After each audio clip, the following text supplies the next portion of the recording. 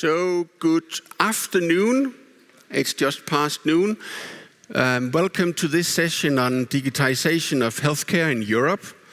My name is Stefan Tirstrup. I'm the Chief Medical Officer at the European Medicines Agency in Amsterdam. And this session will, for obvious reason, with us having organized it, take the outset in what the European Medicines Agency and the European Medicines Regulatory Network is doing on digitization. We will in particular look on the DARWIN EU, the data analytics and real-world evidence interrogation network that is generating real-world evidence data for a lot of purposes, among them regulatory decision-making, but also is one of several pathfinders for the future European health data space. I have a lot of very, very competent people in my panel here, but we also have a very, very nice audience, I hope. And I want to engage you, so there will soon be a QRC code for Slido.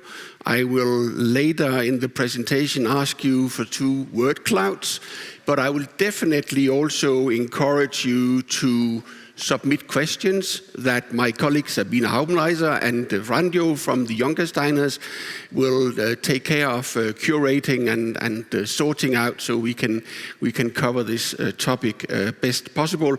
There will also be roving microphones if some of you want to ask your question directly, and I will take care of including that.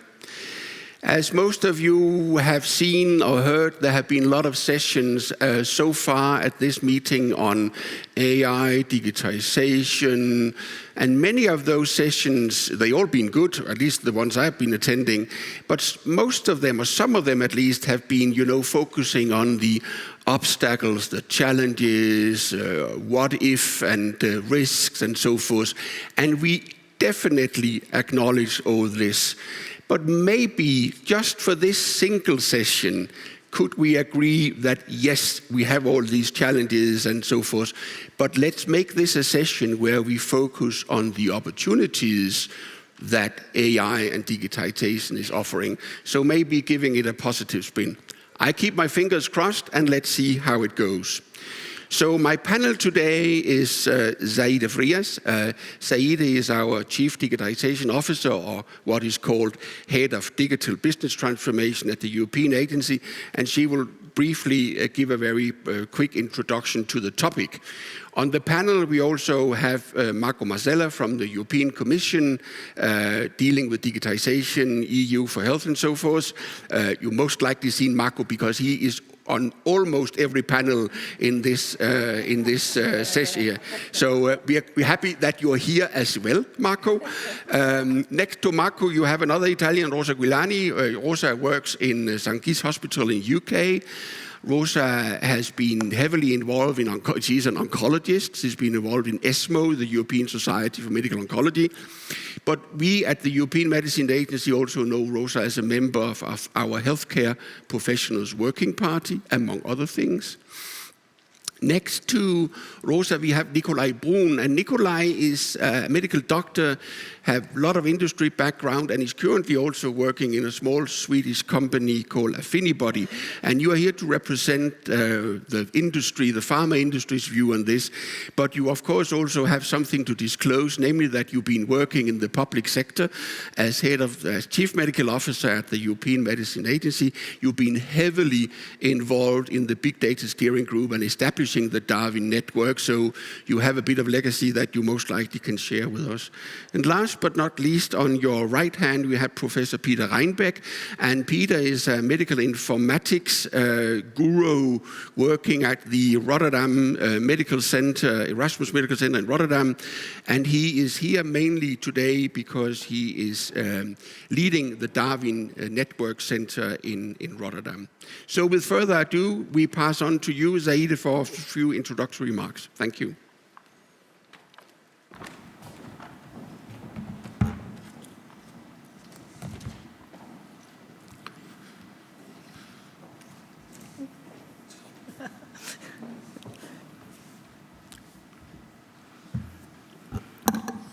Well, good afternoon, and thank you first and foremost for the invitation to speak at the European Health Forum here in lovely Gastein. It's a true pleasure.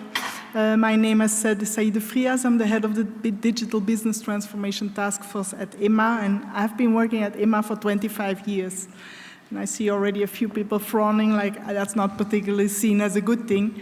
But I must say, and also because I know we have young Gasteiners in the room, I think contrary to popular belief, it's actually quite fascinating to work for a regulator like EMA.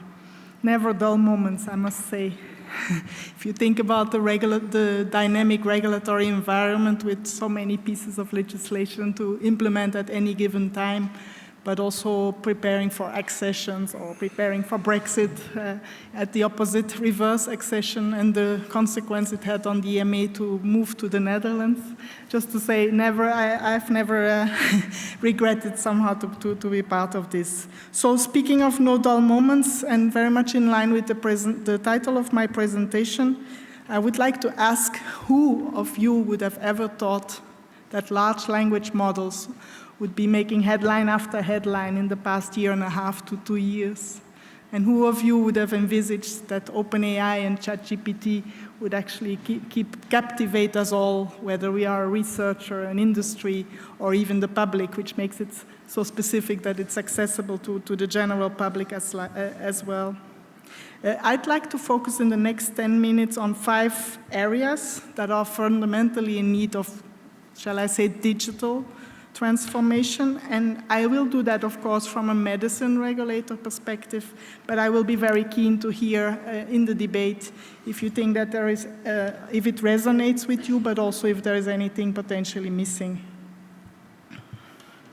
After 25 years working for a regulator, I'm happy to announce I do not have any conflicts of interest, one of the advantages. So that brings me to the next slide. You can see here the roles of the regulator. And maybe just to say, I mentioned the dynamic regulatory environment earlier. You know that new roles and new responsibilities have and will continue to be added through successive pieces of legislation. But I truly believe that the role of the regulator at the heart will largely remain the same, except that we will do that completely different. So the way we will be executing on those roles will be fundamentally different. If you look at how we will be supporting research and development, how we will ensure availability and access, also how we will be evaluating medicines or even throughout the life cycle, how we will protect animal and public health, but also in the way we will provide information to healthcare professionals and patients. And I'd like to refer to the conversation yesterday that we saw that bad health and bad communication actually has a linkage with populist behavior. So just to reinforce the importance of good communication. So what is also changing for us as regulators is that we do not only need to be on top of scientific and regulatory developments, and we increasingly need to be very well aware of technological advancements and actually take an active part in enabling digital transformation in the regulatory space. Indeed, the biggest hype is no longer the pandemic, even though I have to say that the pandemic drove a big digitalization effort in itself. But the big hype right now is artificial intelligence. And whilst I will touch in a minute on which ways regulators need to take an active role in harnessing the potential of AI, I think one of the big questions I'd like to put to you, and it's maybe the elephant in the room, is whether the current regulatory framework is fit for digital age, and whether whether we have to look at the new pharma legislation as maybe one of the critical building blocks for, and a unique opportunity, I must say, to enable digital transformation, and whether it's also enough to project Europe to be spearheading a more global, effective global approach. Anyhow, big headline November last year, if you are not aware, the HMA and EMA published a very bold and ambitious multi-annual work plan on AI, which I think was first of its kind worldwide and clearly shows a strong intent for the European Medicines Regulatory Network to be at the forefront of digital revolution, but also AI specifically. So in the meantime, regulatory science and technology is booming. It's generating data at an exponential pace, and we as regulators, we have to react. There is one thing is we have to get our acts together and be able to assess the use of AI by marketing authorization holders, by manufacturers in the marketing authorization applications, or indeed in manufacturing and so on. The second way it affects regulators is, of course, that we need to be able to crunch those data in this ever-increasing amount of data, whether it's real-world evidence, real-world data, all for better evidence generation and in support of sound decision-making for safe and effective medicines reaching patients. But also, as we know, and increasingly about monitoring, whether it's pharmacovigilance, longer established, but also the management of shortages, all for public health, public and animal health. We can, of course, debate, and you see a number of initiatives listed. They are for sure not exhaustive on the slide, but we can debate whether the many initiatives that are currently ongoing in trying to harness data and the use of AI are able to turn the EU in a data-driven, digitally connected network. And of course, we have experts on the panel, specific DARWIN, EHDS, and also from patients here, and the Commission as the originator of EHDS, to debate. Next slide. So then the next part is about capabilities, and whether we as an EU network can gear ourselves up timely to acquire the necessary skills and capabilities in regulatory science advances, but also, as I mentioned earlier, to extend those to operate in a digital space. Maybe in this context, I heard that Christa Wirtumer was here on Tuesday. Christa and I have been lucky to set up a European Network Training Center, so we've been close ever since, and we've launched actually at the beginning of the year a digital academy. And fundamentally, that digital academy is actually a digital skills competency framework upon which we build modules to increase the digital literacy and digital skills, initially for EMA as a test case, but now broadened to the network. Of course, I need to flag also very, very good work in terms of the Big Data Steering Group that has been doing surveys on capabilities across the network in the space of AI, but also have been advocating for the development of a data science curriculum for the network.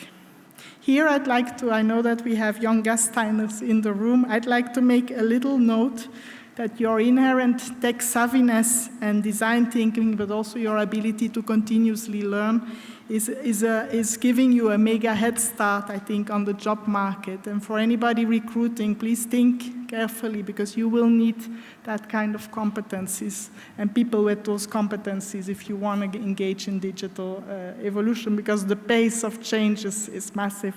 Just look at ChatGPT, it goes from 1 to 3.5 to 4 in a couple months. So you need those kind of skills, people with those skill sets.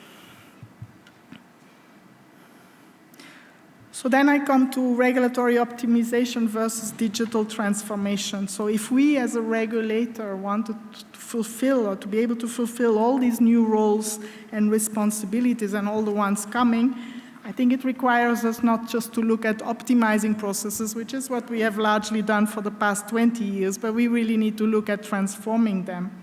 If we want our experts to have the time to spend only on value-added tasks, we need to massively increase human productivity and actually, I would say, operational efficiency individually, but also as a network. And of course, AI, again, process analytics has the capability to automate processes and remove a lot of administrative burdens, as well as uptake of AI-powered tools from big technology disruptors, which increasingly incorporate those in their offerings. Again, for young Gasteiners, I'd like to say that I think your tech savviness per se makes you kind of ideal to bridge, I would say, an implementation of a legislation with that inherent ability to see how digital tools could be used and to transform processes rather than optimize what we have been doing. Another big question, which I would like to put to you, and also maybe with reference to the resource constraints, both financial but also resources, in terms of hands that were debated yesterday. I would also think that we need to debate how we ensure that no one is left behind on the digital transformation journey in Europe. And I'm not only talking about small and big national competent authorities, I'm talking also SME versus big pharma, and also even across patient populations. So to harness, and that's my final slide, to harness the power of digital transformation, it is clear that we as regulators need to widen our collaboration horizon further, that will require that we build an EU regulatory space that is fit for the digital age, and maybe we can really look at pharma legislation as an opportunity. We should design it in a way that it projects Europe to spearhead a more global, effective approach, and to build it in such a way that we leave nobody behind.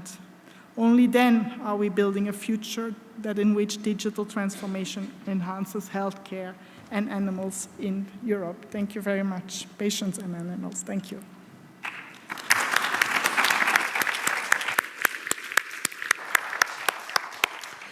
Many, many thanks, Saidi, for this quick intro here, setting the scene. Now it's up to you, dear audience, because we have the first Slido word cloud for you to create. To be honest with you, before we started here, I called it an iCloud, but you know, that's the influence of Apple, most likely. So we are working on a word cloud here. So I think we can get the QRC code up here, and the question is, in one word, what comes to your mind when thinking about digital transformation of the EU medicines regulatory network? And while this is working, I think the next step will be that I will go through the panel from left to right and ask for your immediate reactions and thoughts, and maybe at the same time looking at what is happening here. So it's going to be a little bit interactive. Maybe you will need some artificial intelligence, Marco, on top of your own intelligence to deal with this, but please, your reactions. Thank you. So I will try to change the speech so that I diversify between the sessions that I am attending, right? So, but if I see exactly the same words, it will be a little bit complicated. But now I will work on opportunity. So first, apart from thanking you for inviting me and to talk about the digital transformations in these sessions, I think that it's a very timely subject, and there are some interesting stories that I can put for your reflections. And I would do that from my past work in research and innovations and on data infrastructure. So the first thing is that, yes, today we are in a situations that we can build on artificial intelligence solutions and on digital infrastructure and because, we do have important innovations that we didn't have before. Let's be very clear. We do have computing capacity today that were not there before. We have technological solutions that allow us to deal with data and quantity of data that we didn't have before. Now, the journey remains very clear.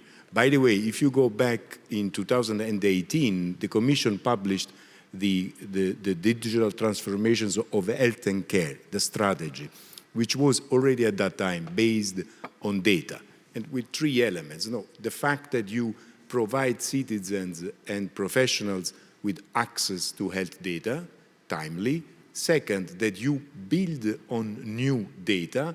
And third, that we create an environment that facilitates these patient-centric transformations of health and care, which sounds exactly what you were mentioning before. Now, to do that over the years, we see say that we have worked in creating this conducive environment over three strands. Certainly, already discussed several times is the regulatory aspects, where we have the European Health Data Space, the AI Act, and say that would be conducive for the discussions that we are having also in the future. But the second one is also about the support activities and the investment that we have done on innovation, in addition to the third strand, which is about consensus building. And this is an exercise that we are doing now today.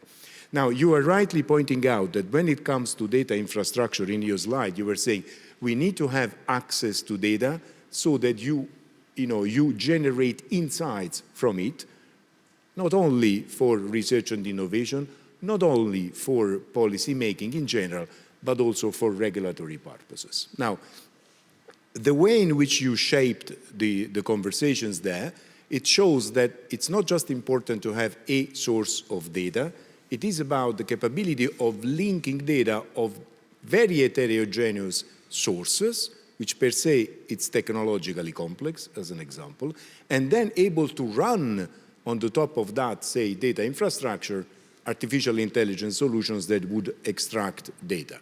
Now, what we realize that we have been doing work at the European Commission, supporting work, for instance, in creating this federated approach to access cancer images. And the idea there is to start with 60 million cancer images in a federated way. So you don't put everything in Rue de la Loi in Brussels, but you keep it where they are, but you are able to do queries from one side. So you say, so one-stop shop floor for the queries. Now, what's important there, it's not really the quantity per se. It is important the heterogeneity of that information, because what you want to get with the AI are links that you would not normally be able to do if you do it with manual, let's say, analysis of that data. Now, creating that digital infrastructure is fundamental for research, for policy making, and for regulatory purposes. And here I come to the interesting evolutions in addition to the data infrastructure is about the possibilities of creating even new data sets. Now, take for instance the initiative on digital twins that from one side generates computational models, for instance, of organs in the bodies, and these artificial models are per se able to connect with other artificial bodies. So say, for instance, hearts modeled that connects with, say, lungs. Now, if you do system of systems, then you start creating, say, a circle where you can generate data from cardiovascular disease and see what happens when this interacts with the respiratory system. Now, why is that important? Because of course, modeling will help us in doing, let's say, the advancement that we are talking about today. But it's also important to understand how the regulatory, let's say, part of the equation will be able to use this data, say, for instance, artificial/synthetic data for regulatory purpose, or for instance, using this AI data in analyzing data across, say, historical data sets that have been generated so far, which, by the way, are diverse. Now, and I conclude here, one of the critical elements in the European data space, in addition to opening up the data and opening up, say, for primary and secondary use of data, so for research, but also for healthcare professionals directly, is the fact that we address the problem of this heterogeneity of data sources through the creation of a European electronic record exchange format, which doesn't mean that we redesign the entire information systems of hospitals around Europe, but we do create for a series of very specific categories of data a mechanism to pack the data in a format that can be unpacked by somebody else, and that somebody else is also able to read what is in there. I guess that it is that level of playing field that we would need to reach so that we can exploit the data that will open up through the European health data space for regulations, for research and innovation, and of course for your job itself. Thank you, Marco. Very, very impressive. Yeah. Let's turn to Rosa and your perspective from a clinical working doctor, healthcare professional, academic researcher. Very curious human being. Let's start this way. Maybe it's the best definition. So first of all, I want to thank the organizers at Garsten and the European Medicine Agency for being so thoughtful in inviting a clinician to bring the perspective, the clinical perspective, to this discussion. I think this is it has been already quoted by Zaider, the concept, the importance of inclusion, and this is a proof in this session and many others that I had the opportunity to follow during this forum. So this is very good. Inclusion is key.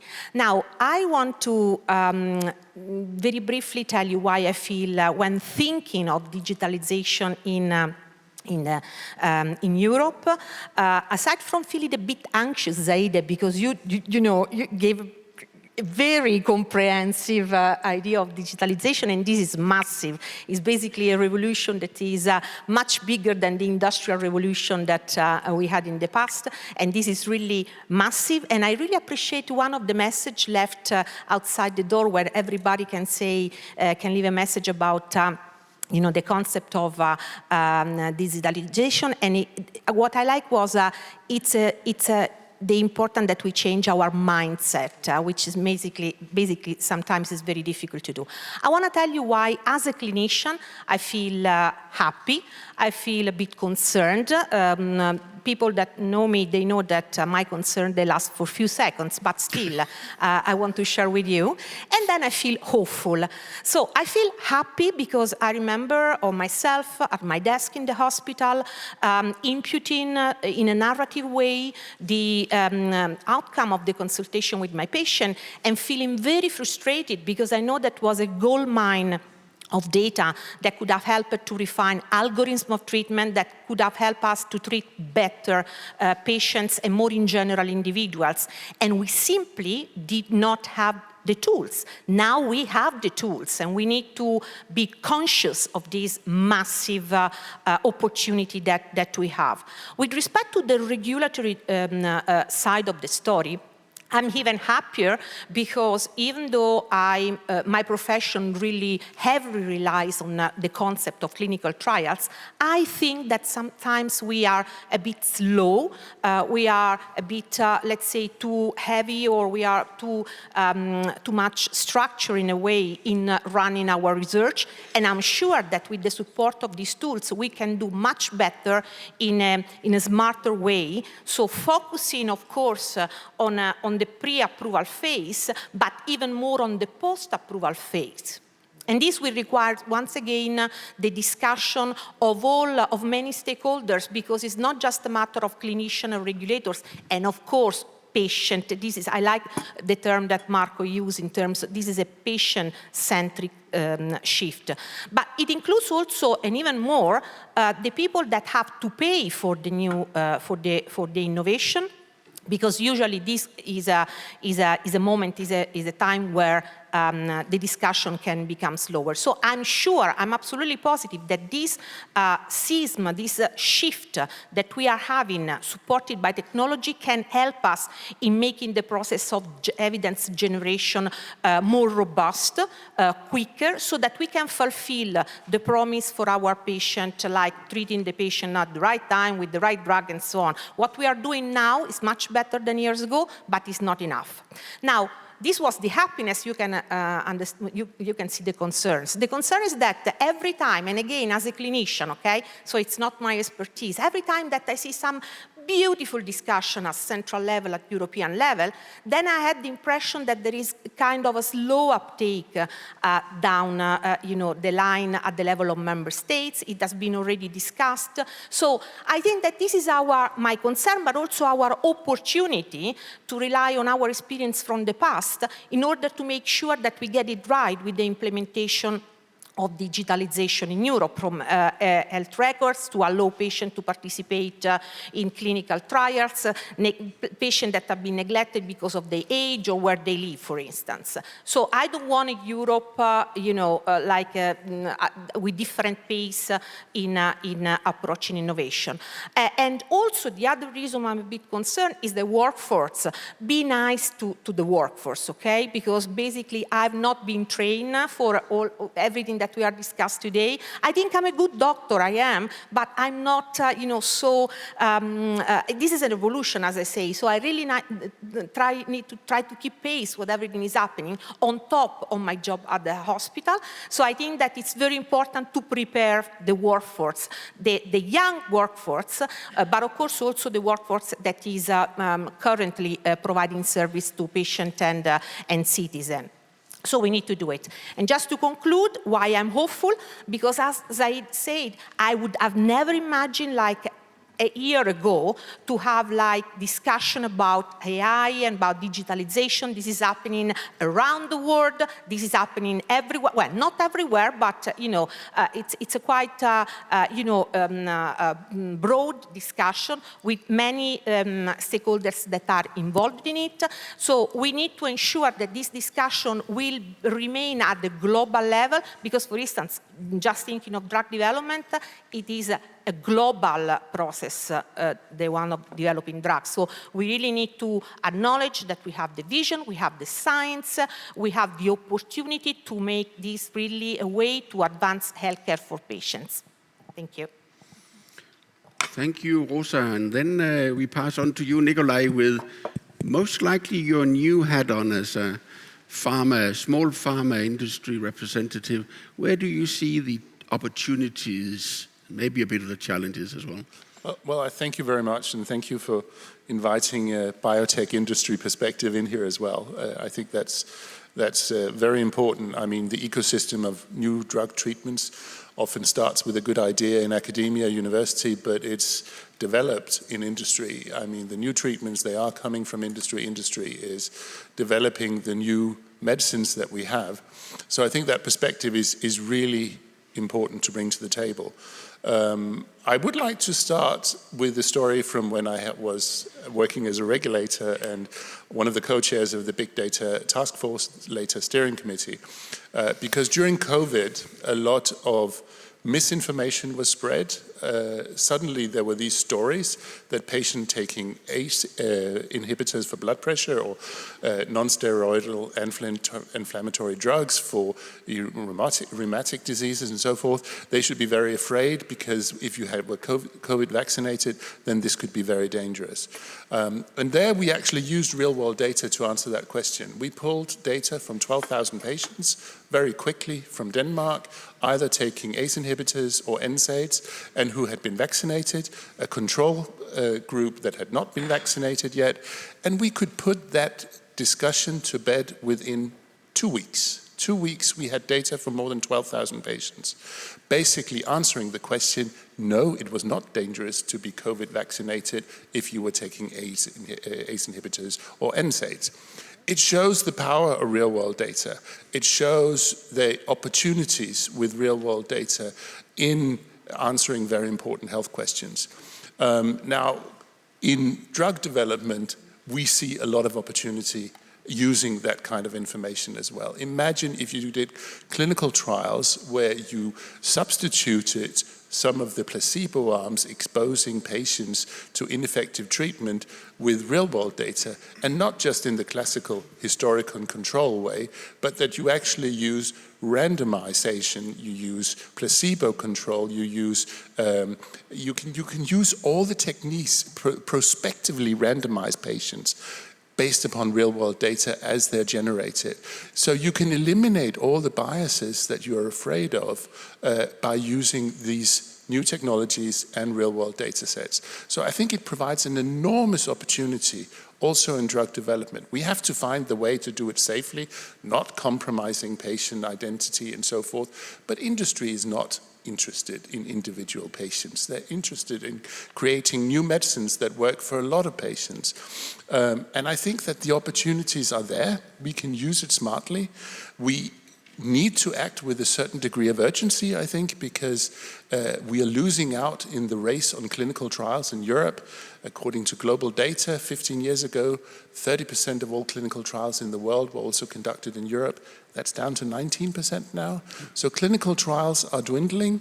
And I think that with this data, informatics, and all of what Saida talked about, we have the opportunity to play a real crucial role in Europe going forward. And I think we should work together as regulators, academia, industry, to work together to make that happen. Well said. Many thanks, Nikolai. And last but not least, again, you, Peter, the DARWIN, the Data Analytics and Real-World Evidence Interrogation Center, as just one example of how the European data health space in the end could work and kind of data we can get out there. And what's your reflections? Well, as a professor of medical informatics, one of the drives of my research has always been to unlock data and to make sure that we can generate reliable evidence from real-world data. So being part and leading the DARWIN EU Coordination Center is, of course, very exciting because it's very ambitious. The number of studies that we are supposed to run, and we are running, and a lot is needed to make that happen. And it's very cool to see that within DARWIN we are able to progress and move boundaries that are really a pathfinder for European health data space. So we are already doing things that European health data space is supposed to deliver. And one of the most important components of all of that, and it's very good to see this also reflected in some of the comments from the audience, so interoperability of data is something that needs big attention. And to make sure that we are able to use all the valuable data in Europe, we need to put on the first item is how can we improve interoperability. And this is a struggle. I've been working in this field for a very long time, and in the past when we had to run a study, it took more than a year just to make sure that we could run the analysis on the data sources. Or we even, in the early days, took the approach of just sending around a protocol and have everybody else implement the protocol on their data and return the results. We're now much further than that, and with DARWIN as a good example where a federated network really moves the boundaries. To make that happen, we need to standardize both the structure of the data, but also the terminology. So I also see vocabulary here on this list, which I think is very important. We do not often realize that we really speak different languages in our electronic health record systems. Finding people with a certain disease requires all kind of code lists that you generate. And I've seen hundreds of databases, and they all are structured differently. So for some reason, every new data owner thinks that they can make the best data model in the world, and therefore it's different from all the others, and therefore it doesn't work. If we want to scale up, we have to create adapters for every data source. So the work done in DARWIN and also in other, for example, the Eden IMI project is standardizing data to a common data model, OMOP, which I also see here, which standardize both the structure and the terminology. And that's a big step forward because it allows us to run common analytics, standard analytics to answer our questions across the data network. And that brings me to the second requirement, which is those standard analytics. And we are working very hard and very close with the EMA team in DARWIN to define what are actually the questions that the commissions are asking, and can we structure those? It makes no sense to, for every study, build a new custom piece of code. It needs to be there. It needs to be, as we call it, on the shelf. And we are running many off-the-shelf studies where we pick a tool to calculate the incidence and prevalence of a disease over time. We send it to the databases, which are all standardized. They run the tool on their data and look at the results before sharing it back with us, which is very important to get our input there. And then the aggregated data is shared with the coordination center and brought back to the EMA and its committees. And this is a big development, and we are really in the process of aligning on what these analytics should do, how the output should look like, because we don't want to create different graphs for every study. And since the only change is maybe the drug of interest, it needs to be very standardized. And so there's big opportunities there, and I'm very positive about things like European health data space when it concerns to standardizing data, getting access to data, and I think we can do a lot of very nice studies in the future if we scale up. And in DARWIN, we are scaling up every year with 10 more databases. We are in the process of having 30 databases in the network, but there are many others out there. And we need to find mechanisms to use all the data that's in Europe for the EMA within DARWIN, but also for other stakeholders using the same type of approaches. So I'm very happy with looking to the future in that respect. Thank you, Peter, for that comment as well. I'm just looking at the word cloud, the vox populis here, slow collaboration. I don't hope it means slow collaboration.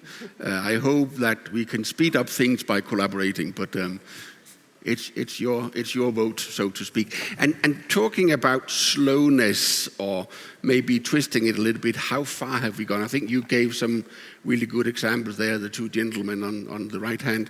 But Zaida, you may also be able to speak a little bit to some of the milestones that the agency have reached and how we have mapped this out for the digitization. You need a microphone. Hello. Yeah, thank you. Thank you, Stefan, for the question. Indeed, it's quite a journey, and it's maybe not as fast as one would hope. I'd like to actually start with the initial phase was really the big data steering group, and Nikolai can much better complement exactly what was going on in the beginning there.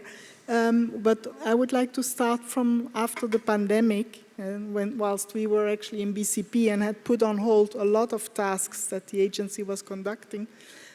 When we came out of that BCP, we were thinking, like, do we really have to restart the things we now stopped for 2 years, or shall we be more strategic and look at, like things that could future-proof the agency instead? And so that's where we decided, Guido Razi at the time, to create 2 task forces, one on digital business transformation, which is mine, and the one from Peter Arlett, which is data analytics and methods. But I just wanted to tell, this is 4.5 years ago. So if you look back, it's quite fascinating how good decision that was, actually. No, you could not have imagined, I think, how fast technological innovation would go. Then moving on, if I look in my task force, and also to build on the word cloud of slow, I must say I have a team, a very young team of data scientists we set up an analytics center of excellence. And they built tactical solutions. And tactical means they are fast, so that's between 3 to 8 months, maybe to target a specific business need. And it takes much longer, of course, to build IT infrastructure with all the bells and whistles, if you like. But I think it's important to see that there is also possibilities to build those in a faster way and preparing proof of concepts for later having a properly designed infrastructure. Then afterwards, because we were getting so many requests from inside the agency for tactical solutions using machine learning, natural language processing, and so on, we thought, okay, we have to build some criteria in terms of prioritization. So I need to say that my task force is looking into sustainability, resource gain, process automations, as opposed to, I would say, real-world evidence and European health data space. But in any case, we then set up a DigiLab, which is actually a lab to channel and to prioritize basically all the business requests. So then, to come to your question specifically, I think the challenges that we faced were the ones, some of them that I mentioned, is the digital literacy, no? Do you have the skill set? Do people in the agency and in the network have the skill set? I think another big challenge that we faced was the change management. I think as much as you think that building a solution that reduces administrative tasks, that does not necessarily mean that the persons that were executing on both are actually happy with that change. So you also need a lot there. And I think the other part is, of course, interoperability was already mentioned there. You don't want these tactical solutions to float, no? To have so many, you want to have them integrated. And that's a whole other story. So I relate, then that's where it gets slow. So then my final comment would be on the EMRNs, because I think that's the part where we look forward or ahead. So EMRNs we've just released for public consultation the reflection paper on where we want to go with the European Medicines Agency's network strategy to 2028. And there are 3 priorities. So the first one, it's everything to do with generation of data, interoperability, no? To build that infrastructure to be able to use the data. Second is more my part, is to ensure that all regulatory processes are digitally connected to allow for data flows that are needed. So that's in collaboration with the network. And the third one is obviously to execute on the AI multi-annual work plan that I mentioned earlier. So these are the 3 things I think you can look forward in our strategic prioritization. Thank you, Stefan. Thank you, Zaida. Maybe picking on the collaboration and maybe Europe is, of course, the center of the world. We all know that. But the world is bigger than Europe, and medicines development, diseases are a global challenge, and developing medicines is a global one. What are we doing? Are we doing enough? How do we build the gap to other regulatory decision makers around the globe? You and I visited the FDA for a couple of months ago. It could be anywhere else in the world, but of course we have a very close relationship with the FDA. Is there a gap? How do we fill the gap if it exists? What are we doing in terms of collaboration? I think I want to direct that to you, Marco, and you, Nikolai, with these two different perspectives. So, yes, we had a very interesting discussions with our colleagues in FDA, and the lessons that you learn is that the challenges are actually the same, or the challenges are the same. And if we take interoperability as one of those that are very well known, and elaborated, I guess that you would concur with me that the real problem is not a technological problem. It's not a matter of, say, identifying what is the specific set of specifications that we need to write down, or the way in which I solve the problem terminologically or with which vocabulary. The problem is that you have to generate consensus around it. And so I have some experiences in generating consensus around standards. And I can tell you that, and this links to the SLO and the collaboration, globally, but it's the same in Europe, if we collectively decide that that problem needs to be solved soon, we fix it. So if I take you as examples of interoperability, the definition of the data set plus the vocabulary for a vaccination event, and then I also set up the systems that specify how do you code it, how do you read it, and with which sets of values you operate. Well, 500 people working together in Europe, they made a COVID certificates with this vaccination event in 3 months. How long did it take us to develop the European Electronic Health Record Exchange format? Probably 6 months in developing the specs, but then, the uptake, it's another story. Now, if you look at these elements, also at international level, let me say that, sorry if I go back to this example, but, the moment we solve the problem for Europe, we export that technological solutions and that problem solved also outside Europe. The way in which we managed collectively in Europe to define the set of specifications to encode the vaccination event was done for 27 and exported within 6 months to 80 countries without us wanting to do it. So it not only works, it solves the problem globally. So yes, the challenges are the same. I guess that we in Europe, as you were saying before, we have the power of minds that can actually solve the problems, and collectively we can do, including in exporting our solutions. Thank you, Marco. You, Nikolai, your view from industry perspective? Yeah, a few interesting observations. I mean, as all in industry, a couple of months ago we went and talked to some investors, and you have very close connections to people who are investing in your businesses. And they said, oh, you'd love to invest, you have a great platform, great ideas and all that. Now tell us about your plans to get listed on the New York Stock Exchange. And it's like, okay, we don't really have those plans. Okay, well, we'll talk again when you have those plans. And that's how biotech financing works right now. It's financing is driven very much by US uptake. And Europe is seen as an important market, but the finance is driven by New York Stock Exchange and NASDAQ. We also have a real-world data access in Europe, in the US, which is unique in terms of access to claims data. That can be bought.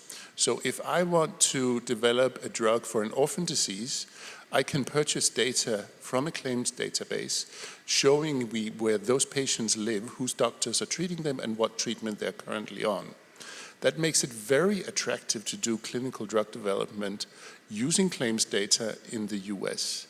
Now, claims data is not even real world. It's erased usually after three years in the US because people change insurance companies. It's not that good. We have much better data in Europe. And we have longitudinal data, which is far superior to anything they have in the US. We're sitting on a gold mine in Europe. How to put that into play to attract and use Europe as the drug development hub that it should be is something I think we need to discuss and solve going forward.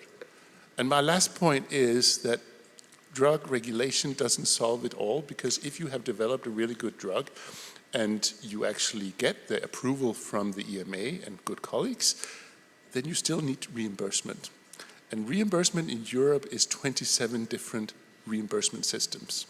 And if you have a drug that is approved by the EMA, a reimbursement authority in some Bundesland in Germany might want to see a comparative trial against their standard of care before they decide to reimburse it. And that standard of care may be very different from what it is in other countries or in different regions in Germany. That makes drug development very tricky in Europe. And I don't have a solution for it, but to see reimbursements go more hand in hand with regulatory approval going forward, I think is something that we from industry would love to see. Yeah, Peter, I was about to ask you anyway, so please go on. No, so collaboration is definitely also ongoing within the DARWIN EU initiative. So we collaborate with the Sentinel initiative, for example, in the US. We visited them, we aligned on how they are actually setting up their coordination center. But what's also very important is that the standard that we're using is not a European standard. We work on a global level in making the standard better and fit for purpose for all kinds of different questions. And there are studies being executed outside of the DARWIN initiative that includes data from Asia, all kinds of areas. And that's quite exciting to see, because we all have the same problems and the same questions, and it makes no sense to have parallel activity there. So this is ongoing at quite a large scale. Yeah, thank you. Maybe it's time to have a second word cloud, and then also I look to Franjo and Sabine to see what questions have emerged from the distinguished audience. So the second word cloud is, I'm sorry, I said up front that we are not going to talk about the challenges, but here it's the major challenges, please. From a scientific and technological perspective, for medicine's development and the IT, from IT perspective or digitization. So while you create the word cloud, maybe I look at Franjo and Sabine for some intelligent questions for the distinguished panel. Thank you very much, and a great panel so far. Stephen said that we should focus on opportunities. I'm very happy to say that we received questions mostly on the opportunities, so they look optimistic. Maybe relating to some things that were already discussed. So we hear that we are sitting basically on the gold data, so looking ahead, we should just find a way how to best leverage it. EHDS looks very promising in that sense. There are some other initiatives coming up announced by Ursula von der Leyen, such as a Biotech Act, that can help further leverage that data for the innovation and build an infrastructure to make sure that we can be successful in Europe in innovating and delivering care. So is there your vision, what you would expect from that? Who wants to chip in there? I can see Nikolai is grabbing for the microphone. Well, the Biotech Act is, of course, very close to my heart, and I think there are some opportunities there. I mean, it's very early days. It was just announced. I am not an expert on the details of it yet, but I basically think that what I just addressed now is key, that the Biotech Act must live up to restoring the clinical trials attractiveness of Europe, putting real-world data into play in the best possible way, and bridging the processes between regulatory and reimbursement approval for drugs going forward. We need to work on that. We need a greater degree of harmonization, and I think the Biotech Act could be an important leverage in that. So maybe to you, Rosa and Marco, is the treasure trove of data we are sitting on in Europe, is that the key to becoming more competitive and more innovative in Europe? So, I mean, there are different points, different elements that can be brought into the discussion. So the first point that we need to remember is that we have the tools and we have the capacity in terms of people working on these tools, okay? And this is very important. And we have the vision. And I do not think that, so once we set, the first 2 points, everything else needs to fall in place. I really believe that if we think, if we, let's say, focus the discussion about digitalization, artificial intelligence for drug approval, I think it's really key to have the discussion that were mentioned before and the agreement that were mentioned before with what comes next. Because basically, regulatory science is the ideal partner of academic science, okay? But then is what comes next, and I think this is a big issue. That I want to be hopeful again. I hope can be discussed and solved with the new HTA regulation and the group working on that, because this is meant to reinforce the discussion, pre-approval discussion, so that the process is making smoother. So I think that Europe is competitive and actually can claim its position, but I think we need to change again our mindset in starting from the very beginning of drafting clinical trials, designing clinical trials in a different way compared to what we do now. And my point is that if these tools, especially AI, would make the difference, well, then they will make the difference because technologically they will rely on access to data that is fit for purpose.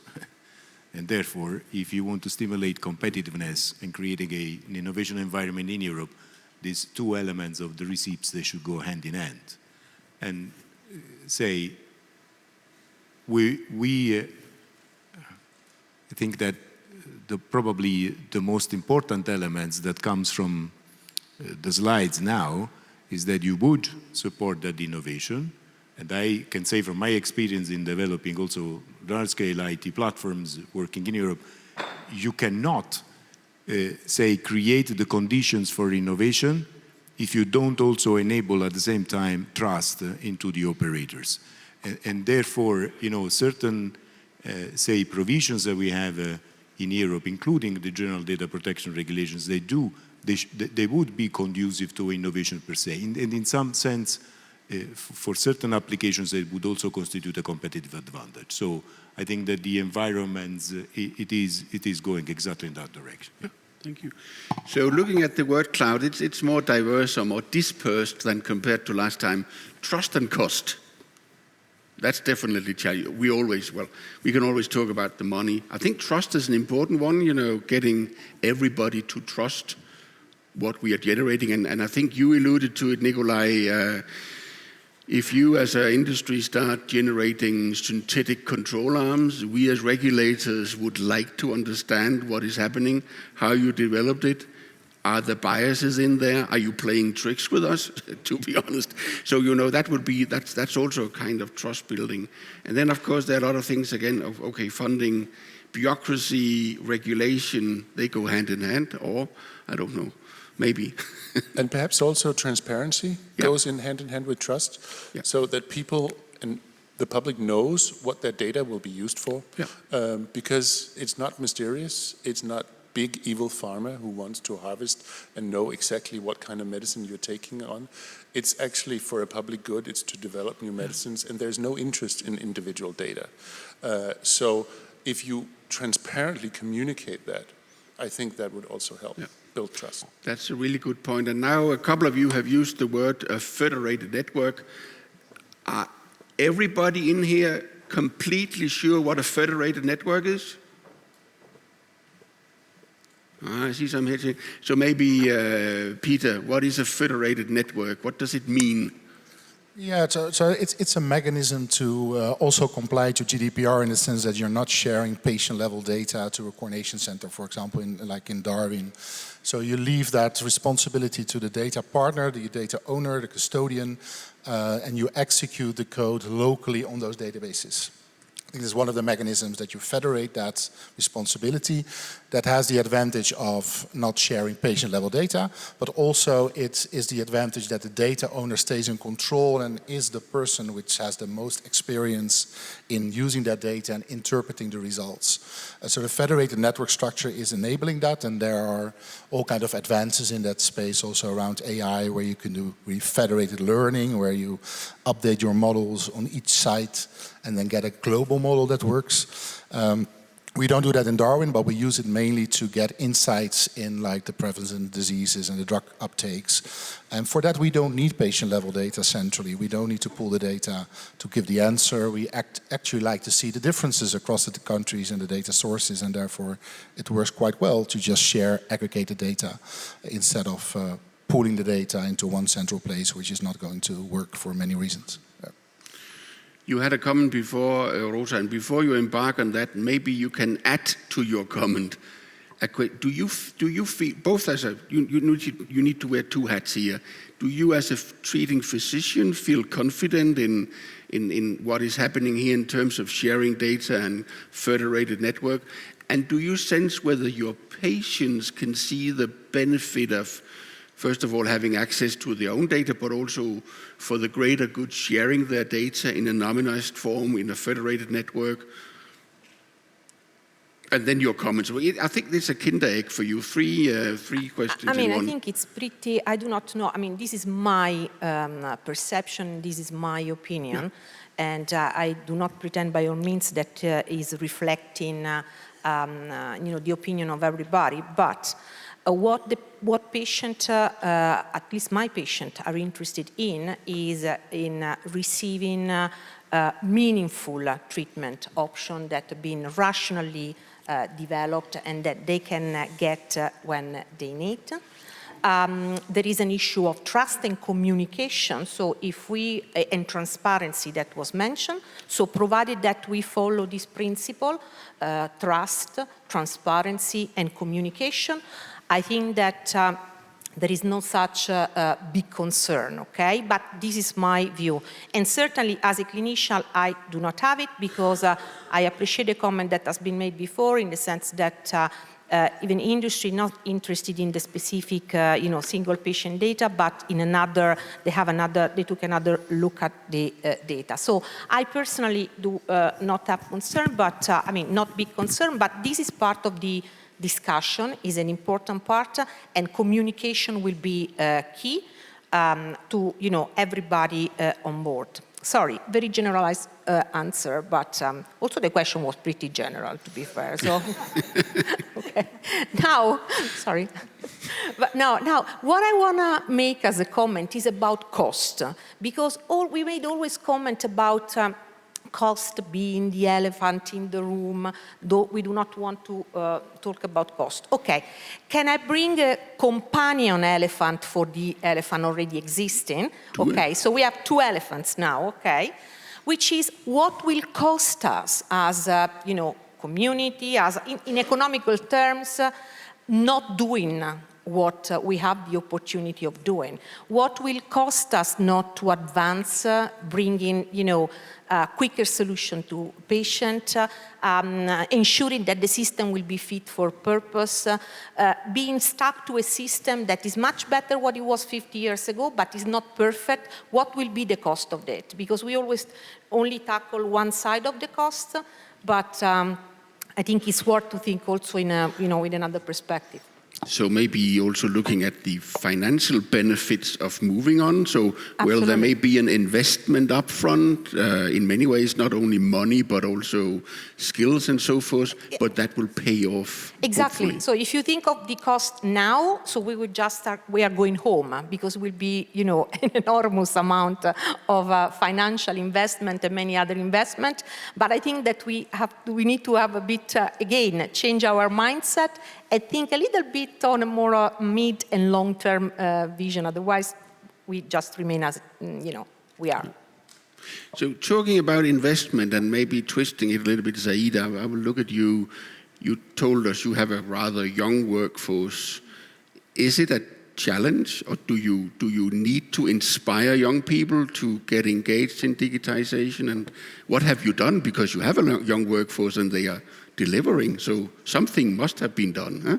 No, thank you. It's a very nice question. I must say I brought the average age of the agency staff down with a very young team of Generation Z and Y mostly. I think what they need is actually, they love the mission of an agency, public health. They like that bigger ambition. They like to be left alone to develop solutions. So you just tell them what you want and then you leave them off. But they also like a lot, for example, to work on Green Deal aspects. So if you let them also come up with ideas, they came with electronic business cards spontaneously. They came with a dating app in the sense of that you could mix and match and go for lunch with anybody from the agency, just to get to know each other in a better way, and QR codes for waste management, just to give a few examples. So I think there is a part of giving them direction, but not too much in terms of execution. Then I think they are master of techs. We cannot teach them anything. They know it much better. I think they are very, very eager to develop fast. So sometimes that is a challenge because they want to get to know the organization in less than 2 years. They want to have worked with everybody in cross-collaborative teams. So I think, yes, in terms of that aspect. And then the final one, which is maybe also a bit fun, is that they find the way we communicate, like corporately, they find it extremely boring. So suddenly I saw them preparing videos that are more Instagram-like, if you know, and much more attractive. Of course, immediately we had somehow, like, this is not complying with corporate design and everything. But the funny thing is now they are on board for the social media policies. So now the young guns have been asked to contribute in terms of changing the corporate ideation for social media. So just to give a few items in which we think we inspire or allow them to thrive in the organization. Great stories. Before I ask everybody of you to in 25 seconds give your final thoughts, I think we have time to look at Franjo and Sabine for yet another question. Thank you very much. So we haven't discussed yet about the wellness apps, and there were some questions on how to better regulate those apps, because there is an emerging market of those, including those focusing on the mental health. And how do we ensure data protection, safety, and also prove the efficiency of those apps to protect the users? That's an interesting question, yeah. It's definitely. It's not the European Medicines Agency. We don't deal with the apps. But that's too easy. So who wants to chip in here? Is everybody looking at you, Marco, or? I don't know. You can.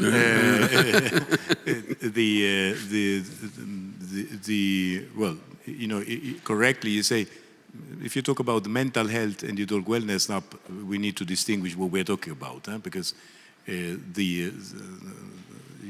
there is a say diagnostic / clinical path to be followed, then they are not wellness app. If you're talking about the step counting, then for say weight management, then it's another story. And in that sense, by the way, this was also covered in the European Health Data Space, the proposals by the Commission. So the matter is for those apps that qualify as medical device, that you follow the right path. Punto. And that's and I think that it's very clear the sets of regulations that you have to follow. When it comes to data privacy in general, even as an output of using these apps, say storing the data into a database, then we do have a very clear rules when it comes to privacy management, because everything is derived from the General Data Protection Regulation. Now, when it comes to wellness app, I think that probably in relation, probably one of the issues that would need to be taken, it is again the story of interoperability, because there is a very fine boundary between the way in which you use the data, where do you collect the data, so the heterogeneity of the sources per se, and the conclusions that you can draw out of it. So in a way here, the challenge would be that, say, the more as we progress with, say, solving the issues of interoperability of health data per se, clinical data, the more we go into, say, this patient or citizen-centric control of the data, including my own health data, which can be, again, health / coming from a wellness data, the key point is that we do have a seamless way of treating it, so that if we can extract the data from our devices that then can inform, say, more clinical decisions, that would be what our ambition should be. And I guess that the path is to have this consensus building in, say, the standards and the specs that we will be using for exchange, the protocols to exchanging that data. Thank you, Marco. So now we have 5 minutes left between this session and lunch break, and I will ask each of you in 23 seconds to distill what you have learned, if you learned anything, or what you will give as a take-home message to the audience in terms of what we've been discussing today about digital transformation of healthcare. And I'll start for you, Saida, Okay. and then we will move to the right. Yeah, thank you, Stefan. Actually, I was looking at the word cloud and I saw again trust and regulation. And I was wondering, even though Europe is considered at the forefront when it comes to data protection, when it comes to ethical, when it comes to greening, generally there is often the comment of over-regulation. So I think I would like, in fact, to call for maybe more dynamic in the sense of faster, like quicker pieces, because actually the actual decision-making or legislative process is so long that by the time the piece comes out, there is already, especially in the digital field, lots has happened. So I was wondering if we could take away and have a more dynamic regulation, adaptive, more agile maybe, and a faster legislative process. But adaptive regulation. Thank you, Zaine. Marco? Well, for me, the main take is that if we put together the different experiences by those that develop medical informatics, those who uses, and the clinicians and the regulators, it looks like if you take the set of actions from regulation to support / data infrastructure, we are on the right path. And that for delivering the benefits to the citizens, I guess that we would agree that it is the consensus in moving forward on the same priorities that will help us achieving. But we certainly, the fine elements is that we do have a common visions to implement. So that is a very good point for me to take home. Thank you, Marco. The Rosa, how many elephants? No, just the usual two that we mentioned. No other elephants.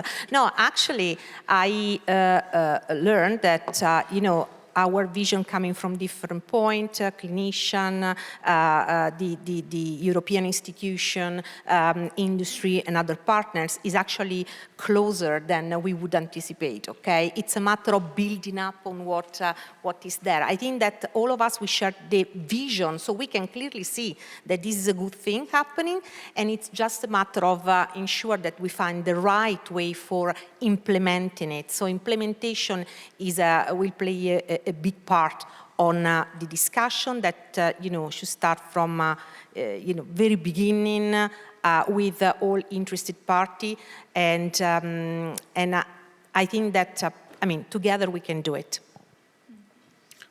Thank you, Rosa. Nikolai. Yeah, when I left the agency and started working in biotech again, I was surprised at how many people in industry and biotech were actually kind of scared of regulators. They saw the regulators as the big bad wolf, not the elephant, but the big bad wolf, and everything had to be in order to have a dialogue with regulators. And I tried to convince them, don't do that. Go talk to the regulators. The regulators are there to help. And just like that, the other side of it is, I would like to say to my regulatory colleagues, don't think of industry as the big bad wolf. Industry is generating value, industry is doing innovation. Industry should be part of the dialogue on digital transformation of healthcare in Europe. And I think if we do that, then we can achieve the goal that Marco was just mentioning. So let's work together on this. Thank you, Nikolai. Peter? Yeah, I learned from this panel, but also all the days that I'm here, that we really live in a very exciting period. And it's up to us to make a big change. And there's a big drive in Europe, from European Commission, from all kinds of stakeholders. And this is the opportunity to make that change. And it's only possible if we do that together. And I also really like the reference to training young people. Also as an academic, we try to do that. It's very important that we get enough experts in the field that can help us implement what we are all thinking about, and data, of course. Data is crucial to be onboarded more. Thank you, all 5 of you for the panel. Thank you to the younger Steiner, Sabine, and thank you for the audience.